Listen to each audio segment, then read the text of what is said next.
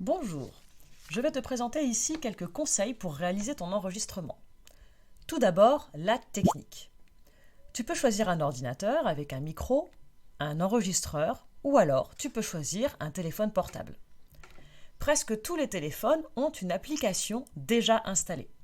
Par exemple, sur mon téléphone Android, cette application s'appelle Enregistreur vocal. Le lieu de l'enregistrement. Tu dois choisir un lieu assez calme, sans bruit de fond ou quelqu'un qui risquerait de te déranger. Le micro, qui est souvent en bas du téléphone, doit être placé pas trop loin de la bouche de la personne qui parle.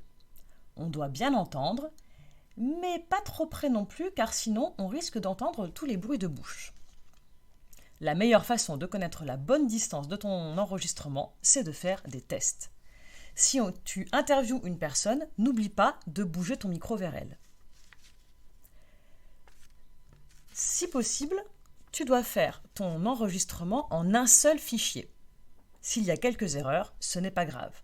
Tu peux te reprendre par exemple en disant « Excusez-moi, je me suis trompé » ou « Je disais donc ». Pour commencer, pense à dire ton prénom, mais pas ton nom de famille, et présenter ce que tu vas dire. Les conseils pour parler. Tu dois essayer d'être le ou la plus naturelle possible et c'est ça qui est le plus difficile. Pour un tuto, tu peux faire comme si tu expliquais ton mode d'emploi à un copain ou à une copine. Pour l'interview, fais comme si tu discutais avec la personne, fais comme s'il n'y avait pas de micro. Tu dois parler assez lentement, en faisant des pauses. Tu peux même insister sur les mots importants. Tu peux choisir de m'envoyer ton enregistrement juste à moi ou le faire pour qu'il soit mis sur le site internet du collège, ce qui donnera une belle collection d'enregistrements d'élèves.